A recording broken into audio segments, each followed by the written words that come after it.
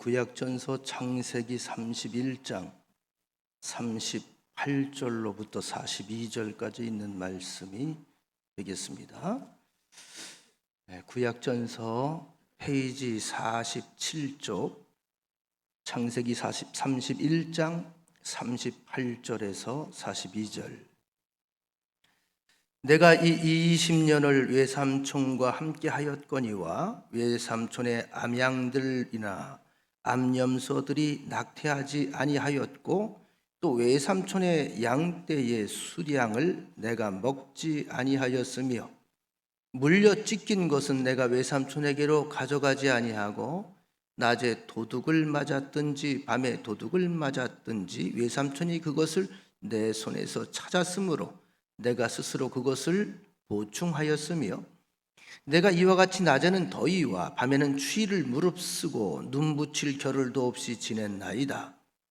내가 외삼촌의 집에 있는 이 20년 동안 외삼촌의 두 딸을 위하여 14년, 외삼촌의 양떼를 위하여 6년을 외삼촌에게 봉사하였거니와 외삼촌께서 내 품삯을 10번이나 바꾸셨으며 우리 아버지의 하나님 아브라함의 하나님 곧 이삭이 경유하는 이가 나와 함께 계시지 아니하셨더라면 외삼촌께서 이제 나를 빈손으로 돌려보내셨으리이다마는 하나님이 내 고난과 내 손의 수고를 보시고 어젯밤에 외삼촌을 책망하셨나이다. 아멘. 오늘 중추절을 맞아서 찾아오신 우리 가족들 다시 한번 환영하고 주의 이름으로 축복합니다. 지금 우리가 찬양을 잠깐 봤는데요, 사람은 3명밖에 되질 않는데 참 아름답고 다양한 소리들이 어우러지니까 훨씬 우리에게 많은 감동을 줍니다. 우리 가족들도 마찬가지입니다. 어떠한 소리를 내느냐에 따라서 세상에 감동을 줄 수도 있고 또 어떤 소리를 내느냐에 따라서 세상을 힘들게 할 수도 있습니다. 여러분들이 믿음 안에서 성령의 동행하심으로 말미암아 여러분들의 가정이, 여러분들의 일생이 하나님의 사랑에 반응하는 믿음의 소리를 통해서 세상을 아름답게 만들어가게 되시기를 간절히 축원합니다. 어느 분이 핸드폰으로 아멘 하셨네. 고맙습니다.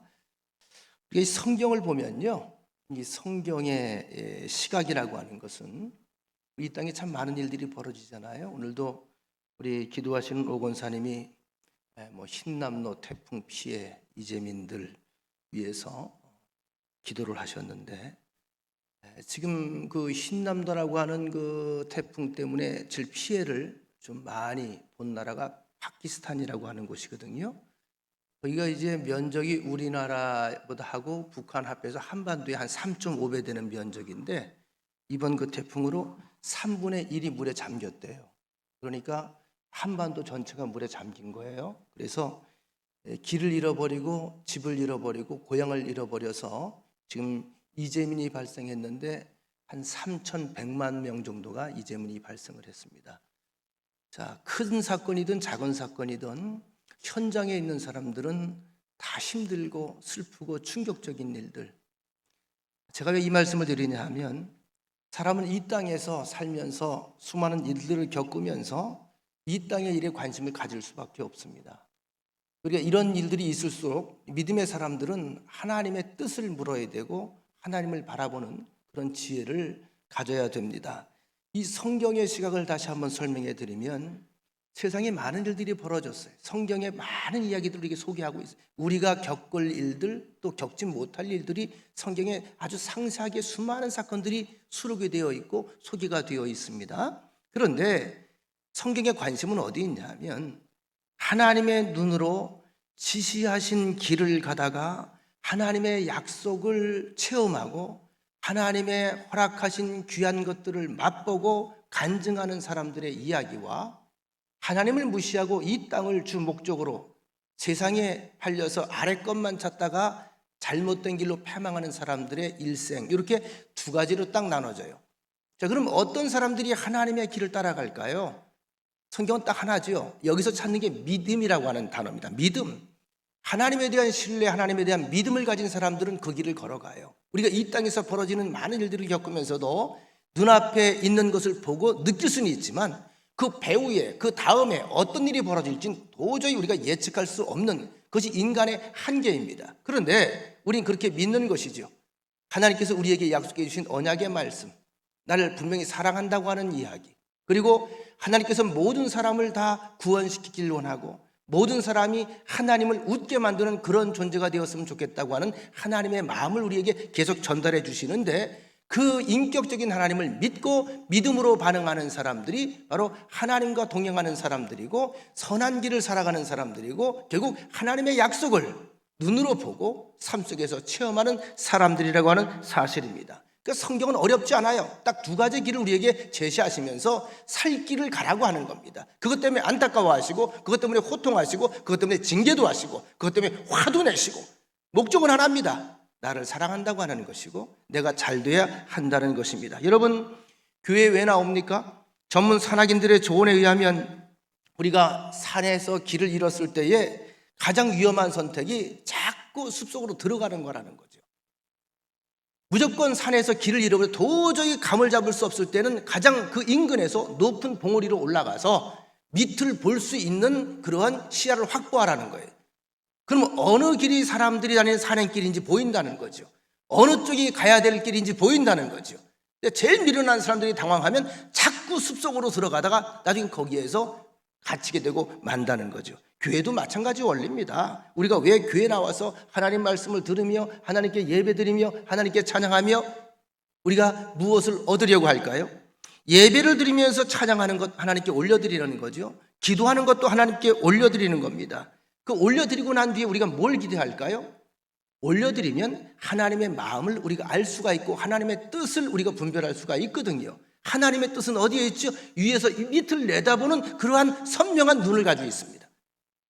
그러니까 다시 말하면 분별력이 생긴다는 거예요. 당장에 눈앞은 캄캄해도 그 뒤에 어떤 일이 벌어지고 어떤 일이 기다리고 있다는 것을 볼 수 있는 눈을 확보한다는 것이죠. 그래서 교회에서 우리가 듣는 모든 말씀들은, 성경 말씀들은 이 땅의 이야기 같지만 사실은 이 땅의 이야기가 아닙니다. 저 하늘에서 우리에게 들려지는 말씀이에요. 지혜의 길입니다. 생명의 길입니다. 근데 성경은 말하죠. 그 길을 쫓는 사람은 많지 않다.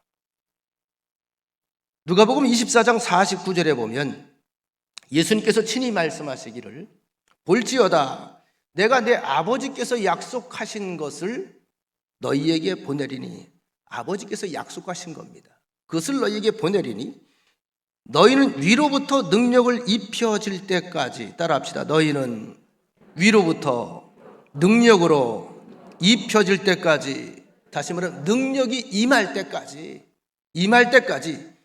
이 성에 머물라 하시니라. 이 성은 예루살렘이죠. 예루살렘. 자, 그리고 사도행전 1장 4절 이 말씀을 기억한 사람들이 있어요.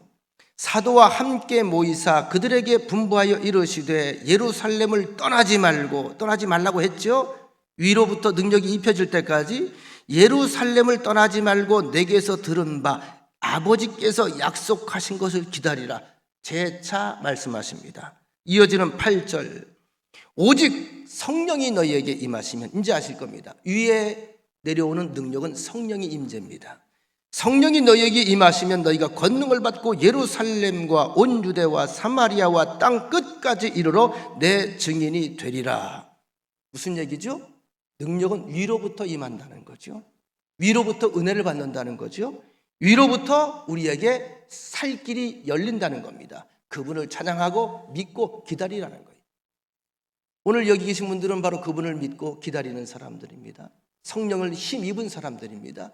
성령은 능력입니다. 능력 있는 삶을 살아가야 됩니다. 옛말에 그런 말이 있죠. 우리 이제 중추절을 좀 진지하게 보내시는 것 같아요. 제가 표정을 보니까 일소 일로 일로라고 하는 말이 있어요. 한 번 웃으면 한 번 젊어지고 한 번 노하면 한 번 늙게 된다. 제가 여러분들 지금 표정을 보니까 웃는 건지 우는 건지를 모르겠어요. 너무 진지한 거야. 우리 옆 사람과 인사합시다. 웃으면 젊어집니다. 자, 반대편 사람과 인사합시다. 하나님은 여러분들의 얼굴에 미소를 원합니다.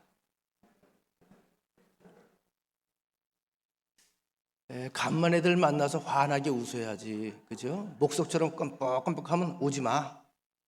안 오는 게 나아. 환하게 웃어야지. 인상 팍팍 쓰면 안 돼. 우리 사람들은 종종요, 보는 눈에 한계가 있어서 세상 살아가면서 길을 잃어버릴 때가 참 많아요. 난감할 때가 많아요. 난감할 때. 그런 노래 있잖아요. 난감하네.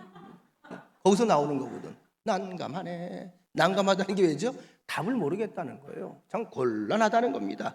이럴 때가 많아요. 참 이거 이러지도 못하고 저러지도 못하고. 그때 물어보세요. 그 난감할 때 해야 되는 게 뭐예요? 기도야. 주님 앞에 나오셔서 주여 난감하네. 그럼 답을 알려줘요.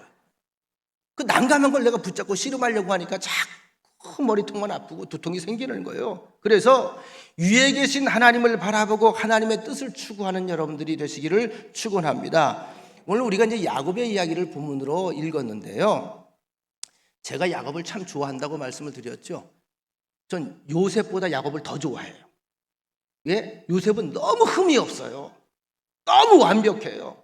내가 도저히 흉내낼 수가 없어요. 진짜 성자 중에 성자입니다. 요셉처럼 되기를 바랍니다. 그럼 여러분 아멘 하면 안 돼. 불가능해요. 어떻게 여러분들이 요셉처럼 살겠어요? 우리 유당님 요셉처럼 살 수 있겠어요? 어렵대잖아. 박정리는 가능해요? 어림도 없지. 쉽지 않아.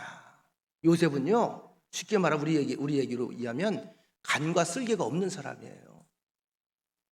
근데 여러분 정말 요셉처럼 살고 싶으면 간 쓸개를 빼면 돼요. 나는 바보려니, 누가 욕을 해도 멍하려니, 때려도 아파요. 많이 먹었다 아이가. 이러고 말아야 되는 거예요. 그리고 자고 일하면 잃어버려야 돼.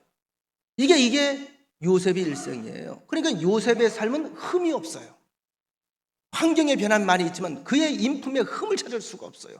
도대체 이 사람이 감정이 있는 사람인지, 서운함을 아는 사람인지. 야곱 보세요. 얼마나 약삭 빠릅니까? 얼마나 머리가 계산적입니까? 팽팽 돌아갑니까? 집요합니까? 자, 근데 그렇게 살아가면서 야곱의 일생이 평안했나요? 순탄치 않았어요.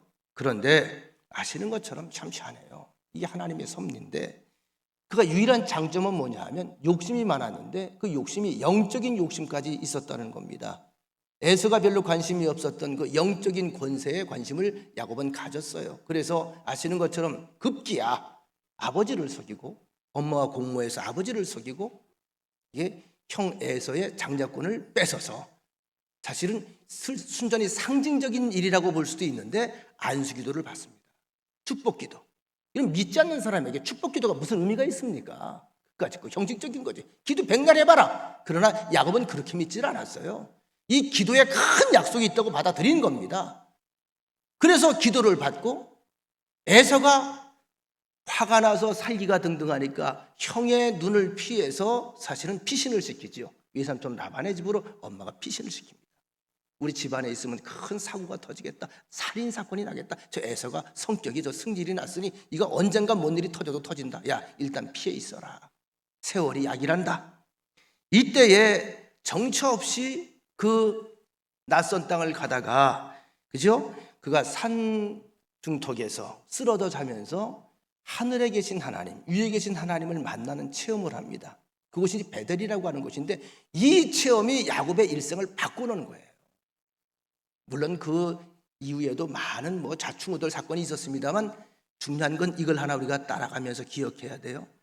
야곱은 자기가 거기서 몸부림치며 살았습니다. 살아보려고 인간적인 욕심과 인간적인 야망을 가지고 이 땅을 보며 살아갔습니다. 근데 베델에서 하나님이 하신 약속이 있어요. 중요한 것은 야곱이 종종 하나님을 잊어버린 듯한, 종종 세상에 빠져버린 듯한 그런 치열하고 그런 비열한 그런 모습을 우리에게 보여주었으나, 하나님은 하나님의 약속을 한결같이 지켜나가셨다, 안 지켜나가셨다? 지켜나가신 것입니다.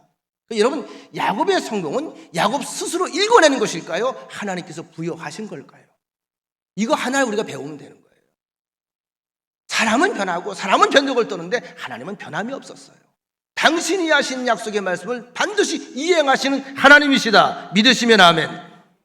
결국은 아시는 것처럼 야곱의 일생을 통해서 하나님의 큰 역사를 확인하게 되고 사람의 욕심과 편견으로부터 야기됐던 가족 간의 갈등, 야곱 때문에 얼마나 많은 갈등들이 생깁니까? 그 밑에 자녀들이 다 서로 간에 그냥 못자 먹어서 안달을 하고 나중엔 급기야 요셉을 팔아먹고 죽이고 싶어까지 하잖아요.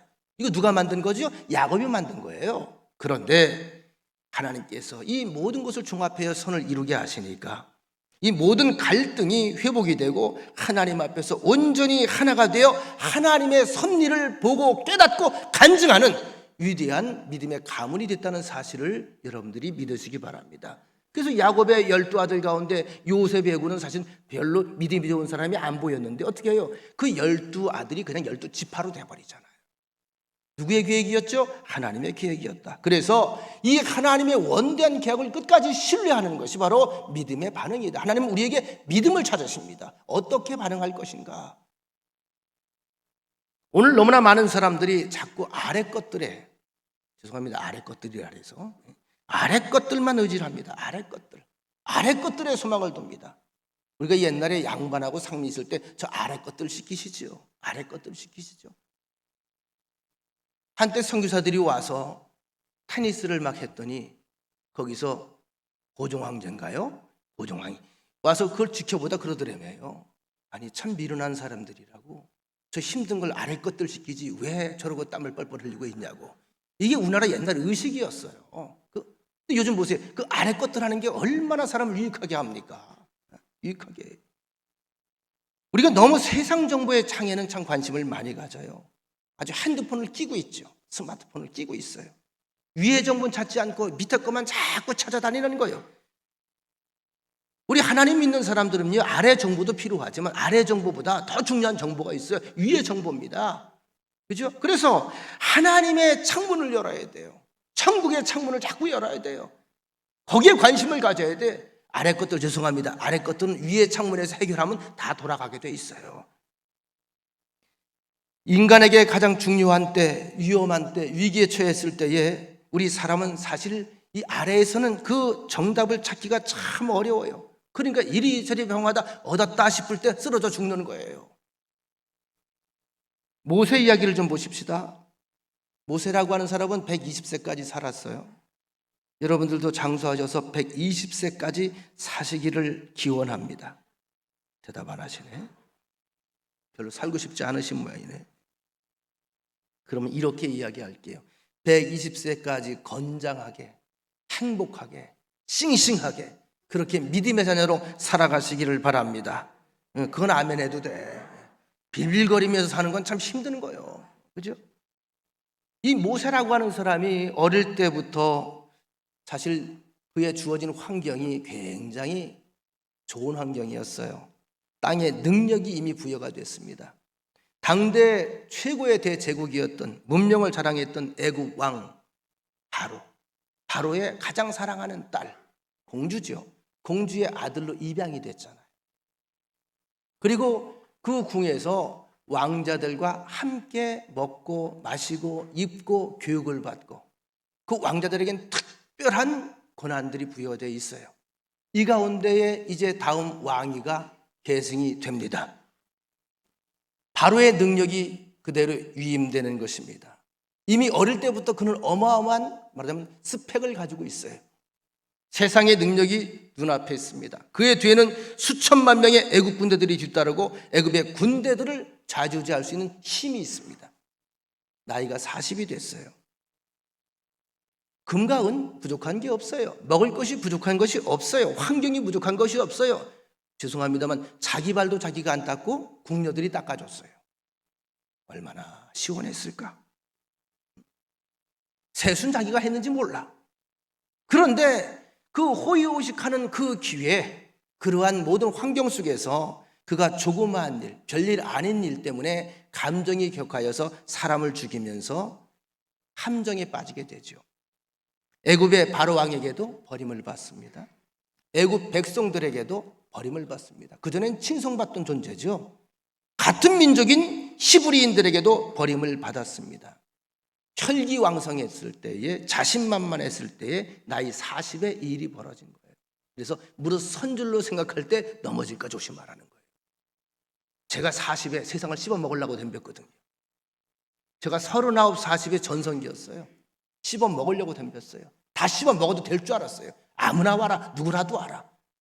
지금 물어보세요. 꼬부랑 됐죠. 이제 자신 없어요. 씹히는 게 아니에요. 자, 모세는 여기까지 보면 정말 실패한 인생입니다. 전혀 생각지도 못하고 상상치도 못했던 세상이 펼쳐졌습니다. 이 젊은이들 잘 들어야 돼요. 세상이 내 마음대로 되는 게 아니에요. 내 꿈대로 다 내 계획대로 하나하나 짝짝짝짝 올라가는 것 같은데 어느 순간에 앞이 캄캄해질 때가 있어요. 다 잃어버릴 때가 진짜 온단 말입니다. 광야로 쫓겨났어요. 아는 사람 없어요. 어디로 가야 될지도 모르겠어요. 분명한 것은 쫓는 사람은 있어요. 애굽의 군사들이 쫓습니다. 지명 수배범이 됐습니다.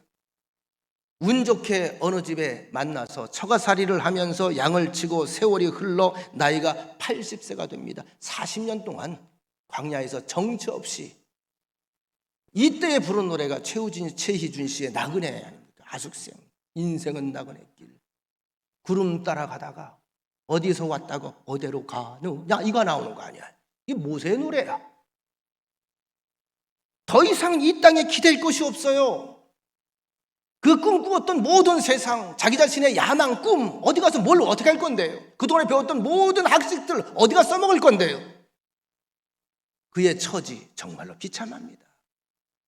가진 것은 내 속에 많이 있는데 아무 데도 쓸모가 없는 거예요. 뭐 수학을 쓸 거예요, 뭐 어학을 쓸 거예요, 외교를 쓸 거예요, 무술을 쓸 거예요. 쓸모가 없어요.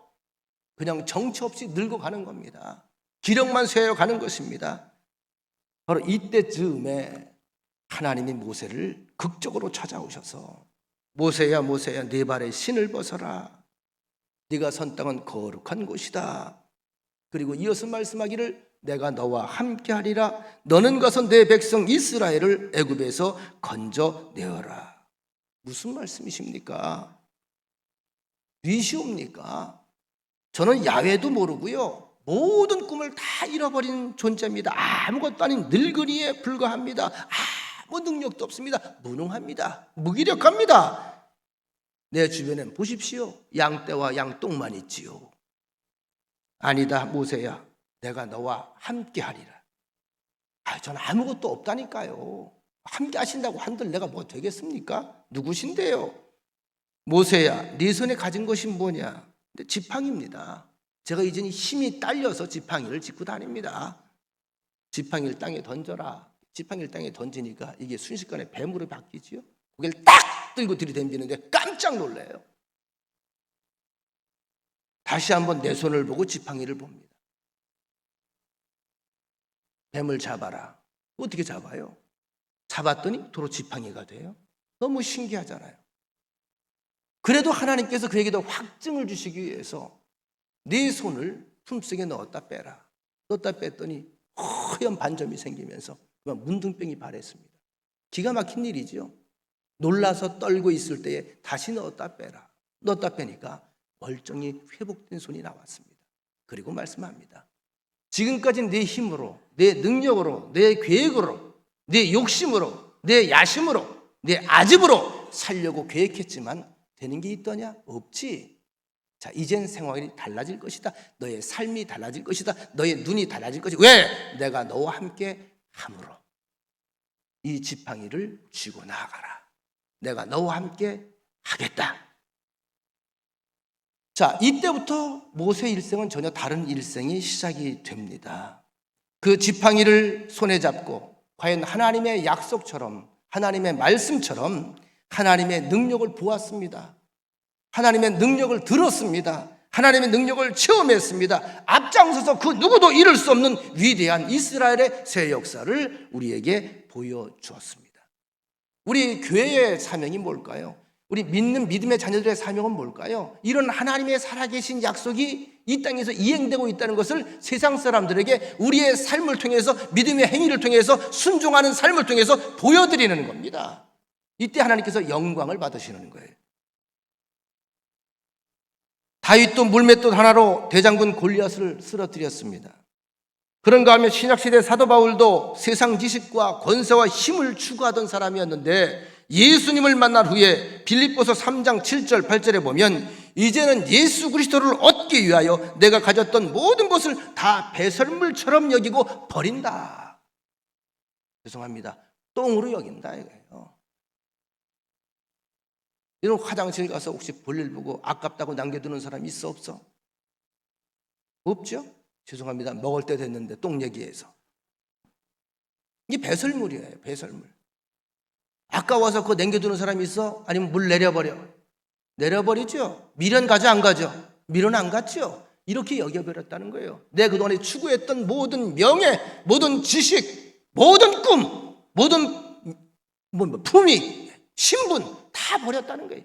오직 하나만을 위해서. 누굴 위해서? 예수 그리스도를 얻기 위해서. 창세기 15장에 보면 아브라함의 얘기가 나와요. 여러분 참 재밌어하는 이야기들이지요. 자녀가 없었어요. 다른 건 부족함이 없어. 재산도 많고 다 좋았어. 예쁜 아내도 있고 다 좋았는데 자녀가 없었어요. 지금하고는 시대가 달라요. 그때는요 시족사회이고 종족사회이기 때문에 족장시대이기 때문에 자기의 가문이 끊어지면 그냥 가문이 멸하는 거예요. 거기에 목숨을 거는 거죠. 나이가 100세가 되도록 자녀가 없어요. 하나님께서 아브라함을 불러요. 그러니까 이 아브라함이 하나님께 좀 불만에 섞인 말투로 던집니다. 하나님, 내가 하나님은 믿긴 믿지만 하나님 말씀 믿고 따라 나왔지만 그 믿는 건 믿는 거고요. 내 삶은 내 삶이죠. 내겐 아무것도 없고요. 너무 신경 쓰지 마세요. 왜? 내 몸이 목석이 됐거든. 그의 부인 사라도 원래 이름이 사레죠. 사레. 사레가 들려가지고 잘 안 되거든. 여보, 우리 자녀 하나 낳읍시다. 그럼 사례 들리면 어떻게 기침 나오잖아. 불가능할 것 같아요. 여자도 목석이고 남자도 목석이에요. 다시 말하면 생리적인 기능이 끝났다는 거예요. 그러니까 아브라함이 아무리 봐도 이거는 기적비요. 씨앗이 있어야 기적을 우리가 기다리죠. 포기한 거예요. 내가 어릴 때부터 불러서 키워왔던 종 가운데 엘리에셀이 있는데 웬만한 아들 이만큼 하지 못합니다. 이 아이를 내 아들로 내가 마음에 정하고 있습니다. 자, 좌절과 낙심 가운데 있는 이 아브라함은 하나님께서 14장의 창세기 보면 밖으로 이끌어냅니다. 나와라. 집안에만 앉아서 자꾸 꿍시렁꿍시렁 근시무자에 앉아서 흔들흔들거리지 말고 나와봐. 하늘을 봐라. 뭐가 보이냐? 별이 보입니다. 별을 헤아릴 수 있겠느냐? 아브라함이 별을 헤아려 봤겠죠. 별 하나, 별 둘, 나둘, 별 셋, 나셋 이러가면서 그러다가 그 얼마나 많아요. 하나님께서 말씀합니다. 이 땅에서 너의 자손을 또 별들과 같이 많게 하리라. 아멘 해도 안 해도 상관이 없어요. 이것만 알면 돼요. 그대로 됐습니까? 안 됐습니까? 그러니까 아브라함보다 우리가 훨씬 유리해요. 아브라함은 모르고 믿은 거고 우린 보고 확인하는 거예요. 우리는 확인하는 시대예요. 너무 염려하지 마세요. 건강에 위기가 왔다. 자꾸 거기 씨름하지 마세요. 위를 보세요. 위로. 직장에 문제가 왔다. 너무 그게 전부인 것처럼 생각하지 마세요. 위를 보세요. 위를. 경제 위기가 왔다. 다 경제 위기 와요. 우리나라 요즘에 경제 위기 하지 않습니까? 제 생각에 지금 제가 59세인데요. 제가 머리털 나고 귀가 열리고 세상 뉴스에 관심 가질 때부터 한 번도 나라가 경제위기가 아닌 때를 들어본 적이 없어. 매 위기야. 매 위기. 그리고 잘 된다고 해서 한쪽에서는 다 잘 됩니까? 한쪽이 잘 되면 또 한쪽이 또 위기야. 따라합시다. 인생은 위기의 연속이다. 이게 하나님의 교훈이에요. 그걸 자꾸 위기 그러지 말고 우리에겐 위기가 뭐다? 기회다. 누굴 만날 기회다? 하나님 만날 기회다. 어떤 기회다? 형통의 길을 되찾을 기회다. 여러분 야곱의 신앙을 좀 가지고 살아가시기 바랍니다. 이 야곱의 파란만장한 인생이 언제 끝나죠? 죽은 줄 알았던 요셉을 극적으로 나중에 애굽에 와서 만날 얼마나 울었을까요? 얼마나 가슴이 미어졌을까요? 그렇죠? 그리고 얼마나 후회를 많이 했을까요? 가만히 주마등처럼 스쳐 지나가는 옛 생각들을 해보니까 다 내가 소스를 제공했어요. 부인은 4명이나 됐잖아요. 그죠? 그래서 서로 간에 갈등이 있잖아요. 특별히 자기는 사랑하는 라헬을 사랑했다고 해서 그 라헬을 통해 나온 이 요셉과 베냐민이 많은 극진히 사랑했는데 미친 듯이 사랑하면서 다른 자식들은 쳐다보지도 않았잖아요. 이게 갈등의 원인이 된 거 아니에요? 성경에 나오지 않는데 저는 그랬으리라 봐요. 그 그림이 보여요. 요셉과 베냐민을 제외한 10명의 아들들을 불러놓고 손을 하나하나 어루만지면서 용서를 구했을 것 같아요. 미안하다. 너 참 상처 많았지. 아버지한테 서운한 게 참 많았지. 미안하다. 예비가 속이 좁았다.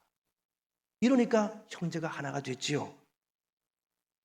이 야곱의 신앙은 비로소 그때에 하나님과 동행하는 온전한 삶을 인정할 수밖에 없게 되었다. 여러분, 기도하는데 믿음이 없는 분이 많아요. 믿음 있는 사람만 기도하는 게 아니에요. 기도는 하라니까 하는데 믿음이 없어요. 기도는 하는데 용기가 없어요.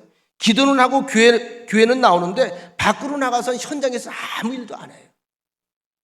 소위 사과나무 밑에서 사과 떨어지길 바라는 소리. 주여 주시옵소서. 주시옵소서. 주여 살아계신 하나님을 믿습니다. 주시옵소서. 그러면 사과 떨어지면 이빨 부러져. 그렇게 기도하라고 가르치는 거 아니거든요. 현장을 포기하면 안 돼요. 우리가 사는 삶은 이 현장입니다. 하나님께서 우리에게 보여주시고 자는 것은 현장 속에 역사한 하나님, 현장 속에서 동행하신 하나님의 흔적들을 드러내라는 거거든요. 기도하면서 흙을 개간하고, 그죠? 걸음도 주고, 씨도 심고, 그 다음에 김도 메고, 자꾸 관심 가지고 돌아보고 만져줘야 뭔가 열매를 기대하는 거죠. 하여튼 모르겠어요. 교회 마당에 심으면 배추가 날지. 나 혼자 매일 새벽에 끝나면 그걸 돌면서 기도는 하거든요. 근데 거기서 김장김치가 혹시 만에 안에 나왔으면 이거는 저하고 유장노님의 믿음이야. 우리 둘은 고백했어. 우린 가능하다. 다른 사람들은 불가능하다고 그랬어요. 괜찮아. 혹시 나오면 내가 김장해서 나눠드릴 테니까. 사업하는 분들은 사업의 현장에서 주님을 체험해야 될 줄로 믿습니다. 농사 짓는 분들은 농가밭 현장에서 만나야 되고, 목축업을 하는 분들은 목장의 현장에서 주의 역사를 체험하기를 축원합니다. 여러분, 결혼하기를 원하는 청년, 그죠? 그 다음에 처녀들이 있잖아요. 아가씨들. 이 아가씨들도 기도할 거 아니에요. 기도해야 돼요. 아무나 만나지 말고 주여 멋지고 신실한 사나이를 보내주시옵소서. 이렇게 기도해야 돼요. 그리고 사나이들은 뭐예요? 하나님 정말로 아름다운, 하나님의 품성을 닮은 아름다운 공주를 내게 보내주시옵소서. 기도하고 난 뒤에 기도만 하면 되는 게 아니고요, 기도하고 난 뒤에 사나이가 있는 곳으로 가야 돼. 기도하고 난 뒤에 아가씨들 공주님 있는 데로 가야 돼. 그 뭐 접촉이 있어야 썸씽이 있지. 그렇잖아요. 먼 발자에서 주시옵소서 주시옵소서 딴 데로 가. 그 사람 가서 점 찍어놓고 와. 야, 저거 괜찮다. 몇 번 이렇게 부딪혀보니까 참 괜찮은 사람이다. 근데 중요한 건 신앙을 먼저 봐야 돼. 믿음이 있다, 신앙이 있다. 야, 참 괜찮다. 그 점 찍어놓고 와서 담임 목사한테 부탁을 하세요. 그러면 제가 기도하지 않겠어요? 그럼 제가 기도를 살살 하겠어, 세게 하겠어? 주여도 주여를 안 부르죠. 제가 주여, 주의 종의 명예가, 주의 종의 생명이 달려 있습니다. 자존심이 걸려 있습니다. 주여 주시옵소서. 강권적으로 역사하여 주시옵소서. 그러지 않겠어요? 내가 세게 하겠지. 기독교는 움직이는 종교예요. 정적인 종교가 아니에요. 그래서 기독교가 들어간 나라는 다 잘 살아요. 다 새로워져요. 다 개건사업이 벌어져요. 여러분, 하나님은 선한 일을 하시는 분입니다. 마귀는 사람으로 하여금 선한 일은 게으르고 악한 일에 부지런하게 만드는 게 마귀고요, 하나님은 선한 일을 부지런히 하게 만드시는 것이 성령의 역사입니다. 그래서 선한 사람들을 미소 짓게 해요. 예수 믿는 사람들이 믿음 생활 잘하고 신앙생활 잘하고 건강하게 하면 세상이 자꾸 웃습니다. 선량한 사람들이 웃습니다. 그런데 마귀가 일하고 역사하면 선한 사람은 울고 악한 놈들이 웃어요. 여러분, 사람의 미소를 다 믿을 수가 있나요? 사람의 미소는 이중적일 때가 많아요. 겉으로는 웃는데 속으로 울어. 그죠? 겉으로는 웃는데 속으로는 이를 가라. 우리 교인들은 아니겠지만 웃음이요 종류가 참 많더라고요. 제가 설교 준비하면서 인터넷으로 자료를 찾아보니까 웃음을 종류별로 나눠보니까 64가지가 나와. 64가지. 다 읽어드리면 여러분들이 설교 못하니까 파한돼서 활짝 웃는 거예요. 입 벌려서 활짝 웃는 거. 개구소, 입을 벌려서 웃는 거. 건소, 건성으로 웃는 거. 경소, 남을 업신여겨서 웃는 거. 고소, 쓴웃음. 우리 그런 얘기 했죠. 썩소. 웃는데 아주 싹 싸늘하게 썩는 웃음을 짓는 거예요. 냉소, 업신여겨서 웃는 거. 망소, 허망하게 웃는 거예요. 허망하게 웃는 거. 허망하게 웃는 게 쳐다보고 웃음은 웃음인데 웃음이 아닙니다. 미소, 소리 내지 않고 빙긋이 웃는 거. 소리 내지 않고 빙긋이 웃는 이 미소는 여인들이 가지면 참 매력적입니다. 하지 말고 미소를 줘, 미소를. 실소, 더 참지를 못하고 저도 모르게 웃는 거. 일소, 한 번 웃는데 깔보아서 웃는 웃음. 우리말이 있어요. 헐? 이거예요. 이게 일소야. 말이 필요 없으니까 하도 없이 헐? 웃긴 웃는 건데 웃음이 아니야. 폭소, 갑자기 터져 나오는 웃음. 해소, 어린아이의 웃음. 이쯤 하고요. 이것도 유머스러운 이야기도 있더라고요. 살인마의 웃음이 나오는데 보니까 살인마는 어떻게 하냐. 킬 이렇게 웃는다는 거예요. 요리하는 요리사의 웃음 뭐냐면 칵칵칵칵 쿡쿡 과자를 만드는 거죠. 쿡쿡쿡이. 이건 뭐 유머죠. 축구선수의 웃음 킥킥킥. 어린애의 웃음 키득키득가 어린아이니까. 악마의 웃음을 할 그러네. 헬이 지옥이거든요. 더 웃기는 얘기가 있네. 화장실 청소부의 비웃음. 화장실에서 물내리 못 내리는 뭔 소리 나죠? 피쉬. 이게 화장실 청소하는 분들의 웃음소리라고 웃으라고 말씀드렸어요. 왜? 웃어야 좋아. 여러분, 하나님이 웃으면 세상은 웃는다. 만물이 행복해진다. 참 미소에 힘이 있습니다. 어린아이의 미소는 어른의 마음을 흐뭇하게 만들어요. 저기 유아실에 애들이 많아요. 흐뭇해요. 애들 쳐다보다가 애들이 하면 전체가 다 웃어요. 어린아이의 미소는요, 어른들을 다 웃게 만들어요. 좋은 사람의 미소는 좋은 일을 만들고 나쁜 사람의 웃음은 나쁜 일을 낳습니다. 모든 사람들을 웃기는 직업을 가진 사람들이 개그맨들인데, 이것도 참 아이러니하게도 개그맨들이 남들을 웃기면서 본인은 웃길까요? 피눈물이 날까요? 피눈물이 나요. 웃기려고. 선한 사람이 웃게 하는 것은 선한 사람이 하는 일이고, 악한 사람이 웃게 하는 것은 악한 사람이 하는 일입니다. 어쩌면 이렇게 말이 맞는지 몰라. 그렇죠? 악한 사람이 웃었다, 나쁜 사람이 웃었다. 그거 좋은 일 한 거예요? 나쁜 일 한 거예요? 나쁜 일 한 거예요. 이해를 또 못 하시는만요. 죄송합니다. 도둑놈이 제일 크게 통쾌하게 웃을 때는 언제겠어? 도둑질에 성공했을 때. 아닌가요? 맞죠? 사기꾼이 제일 통쾌하게 웃을 때는 언제일까요? 사기에 성공해서 한몫 잡았을 때. 그게 나쁜 사람이 웃으면요, 나쁜 일이 벌어진 거예요. 그러면 우리 하나님의 자녀라고 하는 성도는 어떤 사람들일까? 성도는 하나님의 백성들이고 거룩한 사람을 웃게 하는 사람들입니다. 하나님이 미소 지을 만한 일을 하는 사람들이 성도입니다. 잠언서 16장 7절 말씀에 보면 사람의 행위가 여호와를 기쁘시게 하면 그 사람의 원수라도 그와 더불어 화목하게 하시느니라. 같이 한번 읽어볼까요? 시작. 사람의 행위가 여호와를 기쁘시게 하면 원수라도 그와 더불어 화목하게 하시느니라. 아멘. 자, 이 말씀의 절정체가 바로 십자가 아닙니까? 이 사실을 몰라서 그렇지 후에 우리도 복음을 통해서 이 사실을 깨닫게 되었을 때에 우리가 비록 지금도 하나님 아버지의 이야기, 예수의 이야기, 십자가 이야기가 나오면 감사하고 미소를 짓게 되잖아요. 왜? 하나님은 모든 사람을 미소 짓게 하기 위해서 예수님을 이 땅에 보내신 거거든요. 웃으라는 거거든요. 죽을 운명에 빠져있던 너희들에게 살 길이 열렸다는 거거든요. 살 길을 제공했다는 건 이제 십자가 보면 울어야 돼, 웃어야 돼? 웃어야 돼요. 웃어야 돼. 야곱의 그 복받는 과정, 그 다음에 그의 가정을 이뤄가는 과정을 보면 참 치열하지 않습니까? 유삼촌 라반의 집에 가서 라헬이라고 하는 그 딸에게 눈이 꽂혔어요. 외삼촌이 이걸 알았어요. 라합을 달라고 하니까 이걸 말하자면 미끼로 삼아서 야곱을 부려먹은 거예요. 7년은 일을 해야지. 네가 아무것도 내놓을 게 없는데 까짓 거 하지요. 7년 동안 무보수로 열심히 정말 머슴살이를 했습니다. 도전했어요. 아주 가볍게 이겨냈어요. 왜? 사랑하는 거로. 이 사랑의 힘이 이렇게 무서운 겁니다. 그리고 나서 그가 이제 너희가 약속을 지켜야 되니 약속을 지키자. 그리고서 방에 들어가라, 불 꺼라, 색시 들어간다. 그리고 잠자고 눈 떠보니까 옆에 라헬이 아닌 레아가 있었어요. 비슷한데 기는 아니야.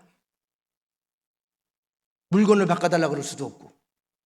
나와서 이제 삼촌에게 따졌죠. 삼촌이 얘기를 해. 삼촌이 아주 고단 쓴 거예요. 내가 늘 얘기했잖아요. 야곱은 사기 9단. 삼촌 라반은 사기 10단. 9단이 10단은 다 안 되는 거예요. 7년을 더. 왜? 우리 집안에서는 동생이 언니보다 먼저 시집가는 법이 없다. 그럼 어떻게 해야 됩니까? 7년 더. 7년을 더 해요. 14년을 걸렸습니다. 성경은 말하기를 14년을 수일처럼 여기고 견디었다. 여기 제 다 이름이 처음 나와. 14년을 수일처럼 여기고 견디었다. 하루처럼 여겼다는 거예요. 어떻게 이런 일이 가능한가? 답도 성경에 나와 있죠. 따라합시다. 야곱이 라헬을 사랑하였기에. 사랑의 힘이에요. 14년을 기다린 거예요. 14년. 혹시 죄송합니다만 이게 청년분들 가운데 남녀 가운데 사랑을 확인하고 싶거들랑 7년만 기다려달라고 그래요. 7년만. 7년을 기다리면서 나를 위해 살아달라고 그래요. 더 확실하게 알고 싶으면 14년을 기다려달라고 그래. 그래서 기다리면 그이하고 살아야 돼. 완벽한 사랑이야. 이게 야곱의 사랑입니다. 그런데 이 사랑을 얻었다고 행복이 금방 왔습니까? 아니에요. 오래 걸려요. 우리가 하나님께 온전히 인정받는 사람으로 살기가 이렇게 쉬운 줄 아세요? 제가 저를 봐도 한심할 때가 참 많은데요. 그러나 어떻게 해요? 그래도 낙심하지 말고 그 길을 가려고 몸부림치는 그 모습 자체를 하나님은 기뻐하신다는 거예요. 야곱은 그의 경제관에도 사실은 우리가 보는 것처럼 말하자면 직장 생활에 성공을 한 거죠. 부지런히 일했어요. 부지런히.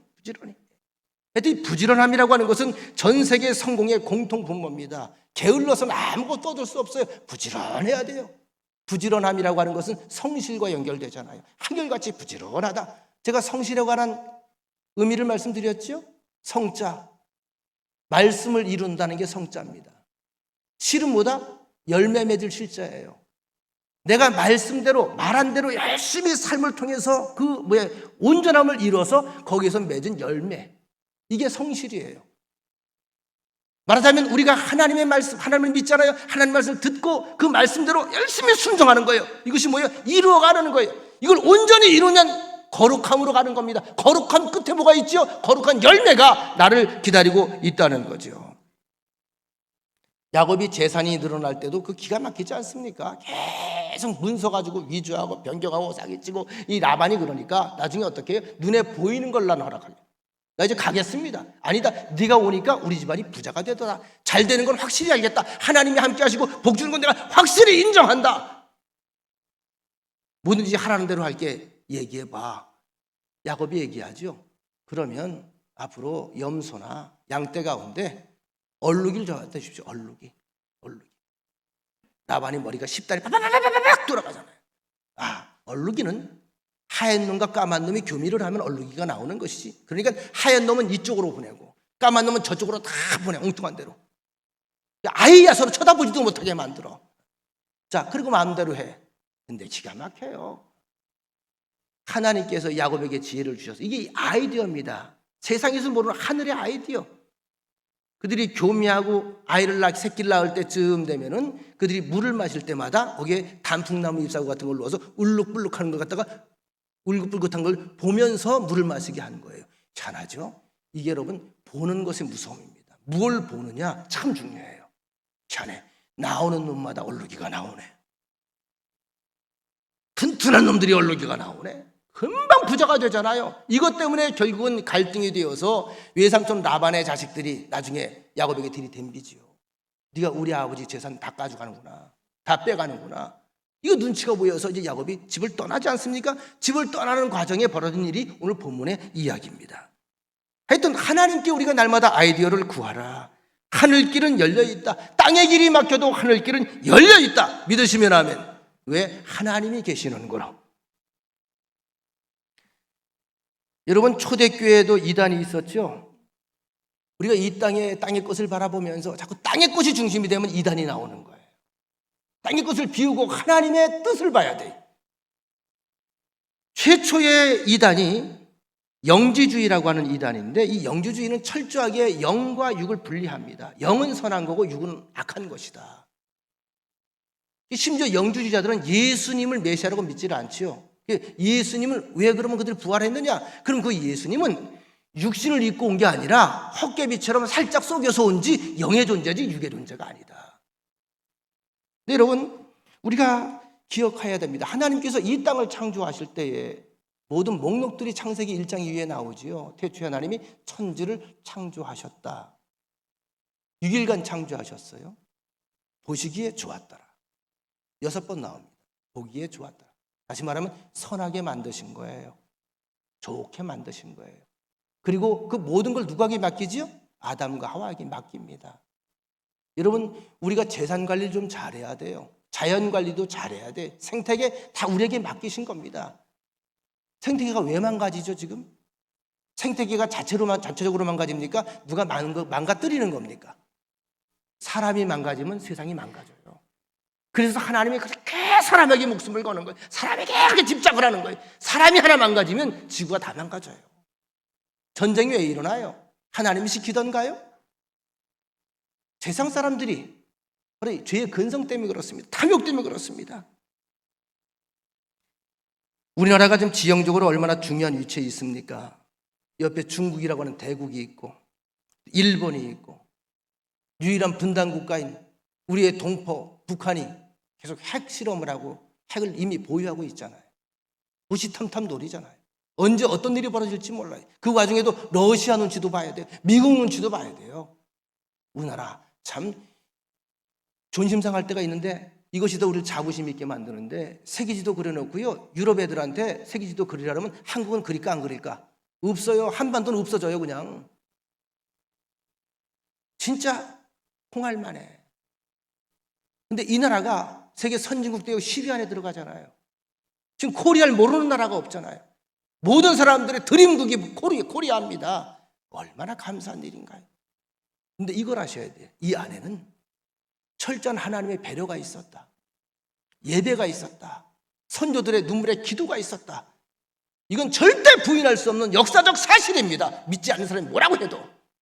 언제부터 한국이 바뀌었는데, 의식이 바뀌었는데, 언제부터 우리가 머리가 깨졌는데요. 언제부터 무시당하는 여자들이 사회 선두주자가 지금 됐는데요. 교육을 통해서입니다. 교육을 누가 만들었어요? 기독교 선교사들이 와서 학교부터 만드는 거예요. 그러니까 이제 인권을 얘기하게 되지 않습니까? 얼마나 감사한지 몰라요. 우리가 이스라엘 역사를 공부할 때도 참 우리가 이해하기가 쉬운 게 이스라엘의 지정학적 위치가 우리랑 똑같아요. 바벨론이 있고 애굽이 있고 아수르가 있고 시리아가 있고 페르시아가 있고 바사가 있고 헬라, 아주 항상 그 주변국들이 강대국이었는데 그 사이에서 살아남기 위해서 애를 썼고요. 외침도 엄청 많이 받았어요. 그래서 그들은요 더욱 하나님을 의지할 수밖에 없는 겁니다. 하나님께서 이 조그만 나라를 왜 택했을까요? 하나님의 힘과 하나님의 역사와 하나님의 섭리가 작은 자가 큰 자를 물리칠 때 남들이 주목하지요. 큰 자가 작은 자 때리면 그러려니 해요. 다윗이 골리앗을 물리쳤으니까 그것이 화제거리가 되는 거 아닙니까? 그래서 다윗에게 주목하잖아요. 이때 다윗의 입을 통해 나옵니다. 만군의 여호와 하나님이 저를 이기게 하셨다. 여러분 따라합시다. 하나님은 나의 주십니다. 우리가 예배 드릴 때마다 신앙 고백을 하잖아요. 그죠? 사도신경 어떻게 시작하죠? 전능하사 천지를 지으신 하나님 아버지를 내가 믿사오며 그 외아들 우리 주 예수 그리스도를 믿사오니 이는 성령으로 잉태하사 동정녀 마리아에게 나시고 못을 딱 박았어요. 그 하나님은 어떻게 해요? 천지를 창조하셨어요. 그분이 외아들을 우리에게 보내셨어요. 이 외아들은 성령으로 잉태해서 이렇게 사람의 손을 타지 아니하시고 성령으로 잉태해서 동정녀 마리아에게 나게 하셨어요. 순수한 처녀를 통해서 나게 하셨다. 성령이 임신하게 하셨다. 왜 이 고백을 우리에게 남겨주셨을까? 우리나라에서 세상에 재림주가 제일 많은 나라가 우리나라예요. 외국에 가끔 재림주라는 사람 따라가 보면요, 그 스승이 꼭 한국 사람이래요. 그래서 나는 우리나라 사람들이 참 복받았다고 생각을 해요. 재림주가 이렇게 많으니 우리나라가 얼마나 신령한 땅이야. 대한민국 짝짝짝짝짝이야. 대한민국 만만세야. 그걸 또 아멘이야. 분명히 말씀하셨죠? 세상에 누구나 메시아라고 하는 소리를 못하게 하기 위해서 하나님께서 일찍 이렇게 우리에게 예수님 한 분 독생자라고 딱 못을 박아놨어요. 그러니까 메시아는 이런 조건을 갖춰야 메시아인 거예요. 처녀에게서 순전 동정녀에게 태어나야 돼요. 이사야 7장 14절에 보면 처녀가 아들을 낳으리니 이름을 임마누엘이라. 임마누엘이라. 또 장소도 있어요. 아무 곳에서 태어나면 안 돼요. 어디에서 태어나야 돼? 베들레헴에서 태어나야 돼. 베들레헴. 이 베둘레헴 말고 베들레헴.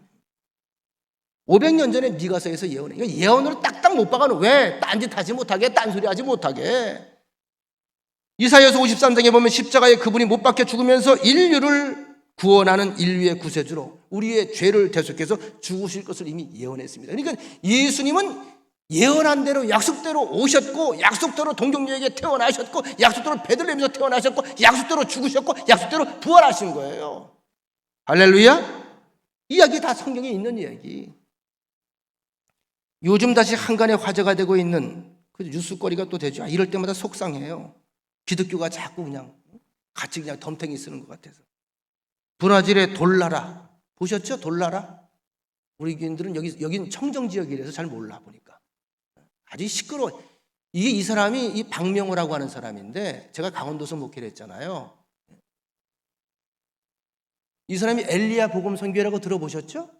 그거 창립자예요. 못 들어봤어요? 청정지역이라니까 여기가.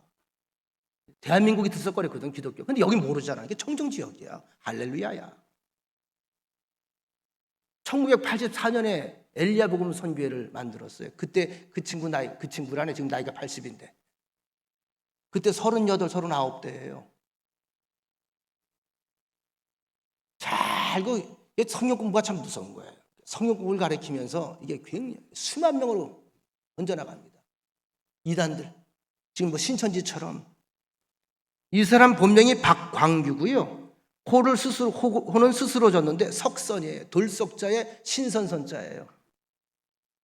주로 뭘 하며 사람들은 뭐 하냐 하면 유기농. 아주 자연을 사랑하는 사람. 그래서 여러분 예전에 엘리야 복음 선교회가 만들어서 그 엘리야 복음 선교회가 어디 있는 줄 아세요? 포천에도 지금 있어요. 포천에. 관심 가질 건 없고. 나무꾼 선생님 들어보셨나? 나무꾼 선생님이라고 불렸어요. 이 사람이 이런저런 유기농법을 많이 또 개발해서 나라에서 상도 받고 막 그랬던 사람인데, 여기에서 이 사람이 이단 시비로 사회 무리가 빚어지니까 사실은 이제 브라질로 이제 옮긴 거예요, 센터를. 브라질 한 1000명대로 들어갔어요. 그래서 브라질의 돌라라 한농이라고 하는 그 재단법인을 설립을 해서 여기에서 자체적으로 대안학교를 만들어요. 그 다음에 다 교인들이 집단 농장 생활을 하는 거죠. 이제 말하자면 시키면 두레 마을처럼 집단으로 해서 다 자생하게 만들어요. 우리 그냥 하다못해 소대변 가지고 다 그거 가지고 거름 만들고 이 일하는 거예요.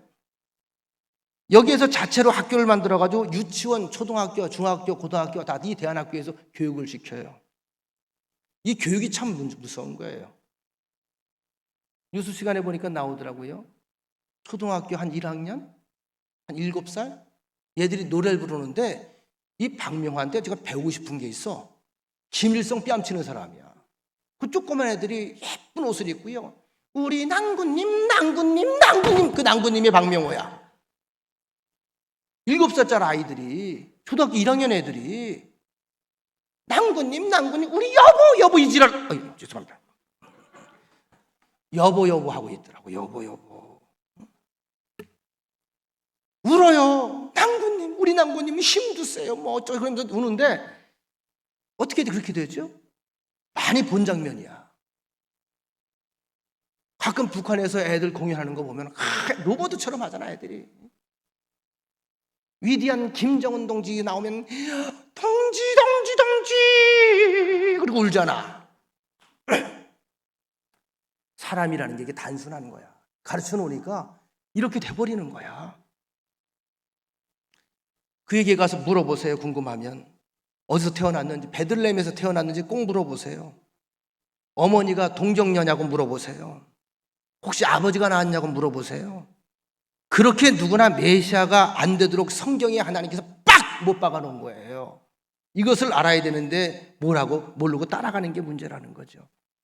자, 베들레헴에 오신 예수님이 지금 어디 계십니까? 우리가 사도신경에서 말하잖아요. 지금은 하나님 우편에 앉아 계시다가, 하나님 우편에 앉아 계시다가, 우편에 앉아 계셔요. 그 주님은, 그 메시아는 하나님 우편에 앉아 계시고 나를 지켜보고 계시는 줄로 믿습니다. 브라질에 있으면 그분이 아니야. 응? 그분이 지금 계룡산에 있어도 그분이 아니야. 그분은 하나님 우편에 계시다니까. 그분이 여기 오면 안 돼. 왜냐하면 또 금주산에 또 있다고 그러거든. 금주산. 그 금주산은 좋은 산이 아닌가 봐. 지리산에도 있고 계룡산도 있고 상박산도 있고 다 있는데 금주산에서 나왔단 말은 내가 못 들었어. 나중에 어떻게 오신다고요? 구름을 타고 재림해서 그렇게 주님이 오신다. 믿습니까? 이걸 알아야 돼요. 말씀 마칩니다. 우리의 모든 삶은 하나님의 시야에 있습니다. 하나님의 손 안에 있습니다. 하나님께서 우리에게 기대하시는 바가 있습니다. 뭐죠? 나와 함께 내가 너에게 약속한 그 길을 걸어가라는. 우리의 삶은 성경에 또 한 페이지를 작성하게 될 겁니다. 하늘나라의 생명력에 우리 이름이 있습니다. 그렇다면 우리의 이름은 어떻게 앞으로 쓰여질까요? 우리의 스토리는 어떻게 쓰여질까요?